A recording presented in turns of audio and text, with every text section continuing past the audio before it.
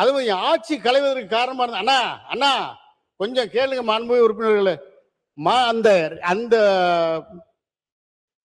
ஆட்சி கலைவதற்கு காரணமாக இருந்த சுப்பு என்பவர் அவர் வில்லிவாக்கம் தொகுதியில் நிற்கிறார். அவரை எதிர்த்து இன்னும் திருமணமே ஆகாத ஒரு மாணவரை வேட்பாளராக நிறுத்தியிருக்கின்றார். அந்த வேட்பாளர் யார் என்பது உங்களுக்கும் தெரியும். காரணம் சொன்னா திரும்ப அந்த அந்த அந்த 2 தொகுதியிலும் நான் வெற்றி பெற்றால் போதும், என்ன நான் மதுரை மேற்கு தொகுதியில் சொன்னார். நான் 80 சொல்றாரு. அது போட்டி சொன்னார். அதே அதே மாமனிதர் 2 முறை எம்ஜிஆர் அவர்களை சந்தித்த வாய்ப்பு கிடைத்தது பேரவைத் தலைவர்களே. 3ஆம் முறையாக சென்னையில் உள்ள எக்மோரில் உள்ள இம்பிரியல் ஹோட்டல் சிராஜ் மஹால் என்ற திருமண மண்டபத்தில் ஒரு திருமணம். அந்த திருமண நாவலர்கள் தலைமையில் புரட்சி தலைவர் எம்ஜிஆர் திருமணத்தை நடத்தி வைக்கின்றார். அந்த மணமகன் தான் ஜேசிடி பிரபாகர் என்ற மாண்புமிகு பேரவைத் தலைவர் அவர்கள். அந்த திருமணத்தின் போது நம்மை பற்றிய செய்திகளை பிறகு பேசிக்கொள்ள மாண்புமிகு பேரவையில் இது வரலாறு, இது எல்லாரும் தெரியணுமே, என் சொந்தங்களுக்கு தெரியணுமே. அதனால் அவர் அந்த புரட்சி தலைவர் எதுக்கு அரசியல் நான் இங்க நிக்கிற காரணம் அந்த ஒரு வைப்ரேஷன் தான். இப்ப 2வது சொல்றேன் கேளுங்க, எனக்கு ஒரு 10 நிமிஷம் கொடுத்துருங்க.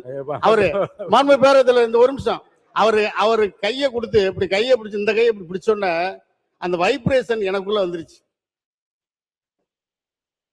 தலைவர் அவருடைய வைப்ரேஷன் வந்துச்சு. அதன் பிறகு 1983ஆம் ஆண்டு அதே சிராஜ் மஹால் ஒரு திருமணம்.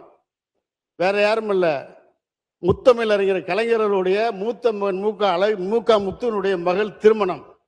அந்த திருமணத்திற்கு பணியாளர் கிடைக்கல. 83ஆம் ஆண்டு பணியாளர் கிடைக்காத போது புகாரி முதலாளி அவர்கள் என்னை அழைத்து, இவர் இந்த வேலை பணி செய்ய வேண்டும், அதனால் நீ ஒரு 10 பேர் அழைத்து வரணும். சிந்தார்பேட்டில் ஆளை கூட்டி போய் நான் தான் அந்த வேலையை பார்த்தேன். அப்போது அந்த ஆளுநரை கூட்டி வேலை ஆகும்போது நம்ம போட்டிருந்தது பணியன், எம்ஜிஆர் படம் போட்ட பணியன் போட்டிருக்கேன். அங்கே யார் ஆற்காடு வீராசாமி, துரைமுருகன், சாதிக் பாட்சா, பேராசிரியர் அன்பழகன் அவர்கள், கலைஞர் ஐயா, 4 பேர் 5 பேர் அங்கே வந்தாங்க. வந்த உடனே என்னப்பா ஆஜா புகாரி வேலைக்கு ஆளு கிடைக்கல, பூரா வேலை நடக்குது அப்படின்றாரு. அதுக்கு அவர் சொன்னார், அதாங்கய்யா அதானே, அது இந்த மதுரைக்காரன் கருவாயம் ஒருத்தர் நிற்காம அவன் தான் கருவாயம் அப்படின்றாரு. என்னைய கூப்பிட்டாரு, நீயா தம்பி வேண்டாம், ஆமாங்கய்யா அப்படின்னு. பணியனை பார்த்துட்டு எம்ஜிஆர் கட்சியாண்டார், ஆமாங்கய்யா அப்படின்ட்டேன். ஓ அப்படின்னு முதுகில் தட்டி கொடுத்தாரு. 2வது வைப்ரேஷன் முதுகில் இருக்குது. அப்போ என்னை பற்றி நல்லா தெரியுமையா அப்படின்னு சொன்னான். முதுகில் தட்டி கொடுத்தாரு. தட்டி கொடுத்த பிற்பாடு உன்னை பேசுறாங்க கலைஞரை பற்றி முத்தமிழ் அறிஞர் அப்படின்னு சொல்றாங்க, நல்லா கேட்க நல்லா இருக்கு.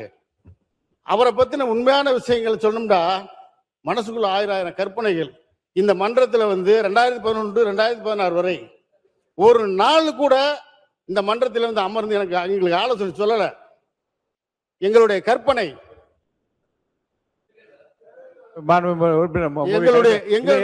ஆசையோடு 3வது வைப்ரேஷன் எப்ப கிடைச்சது வராது. அதுக்கு பிறகு நம்ம இங்க சொல்லிட்டேன். மானிய கோரிக்கை முடிச்சிருங்க.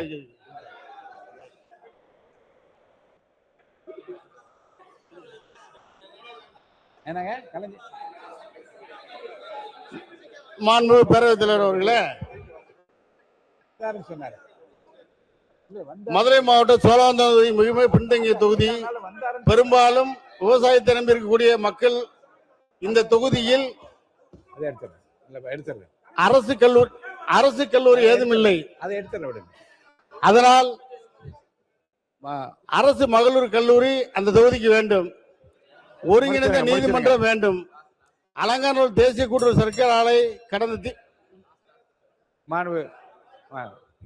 யார் பேசுறா சக்கரபாணியா? உறுப்பினர் சக்கரபாணி அவர்கள் உட்காருங்க. மாண்புமிகு பேரவைத் தலைவரே, மாண்புமிகு உறுப்பினர் சோழவந்தான் உறுப்பினர் கருப்பையா அவர்கள் 2011-16 தலைவர் கலைஞர் அவர்கள் அன்றைக்கு சட்டமன்ற உறுப்பினராக இருந்தார். சபைக்கு வரவில்லை என்று சொன்னார். எனக்கு நல்ல கருத்துக்களை சொல்லவில்லை என்று சொன்னார். அந்த நேரத்தில் நான் திமுகவினுடைய கொறடாவாக இருந்தேன். பேரவைத் தலைவரத்துல அவர் அப்ப வீல் சேர்ல வர முடியும். அதனால அதுக்கான இருக்கை அதை இல்ல மட்டும் இருக்கை ஒதுக்கி தருமாறு பேரவைத் தலைவர்கிட்ட கொடுத்தேன். ஆனால் இருக்கை ஒதுக்கி தரவில்லை. அதனால அவர் வர முடியல. வந்தாலும் அவன் அந்த பின்னாடி அவங்க வந்து அங்க சபையில கையெழுத்து போட்டு போனார். ஆனா இருக்கை தகுந்த இருக்கை ஒதுக்காத காரணத்தால் தான் அவர் அவையில பங்கேற்க முடியவில்லை என்பதை இந்த நேரத்தை தெரிவித்துக் கொள்கிறேன். ஏன்னா தவறான கருத்தை மாண்பு உறுப்பினர்கள் சொல்லக்கூடாது. அதை அவை குறிப்பிலிருந்து நீக்குமாறு கேட்டுக்கொள்கிறேன். அவைக்குள் அதை நீக்கிறேன். மாண்பு உறுப்பினர் கருப்பையா நன்றி சொல்லி முடிங்க.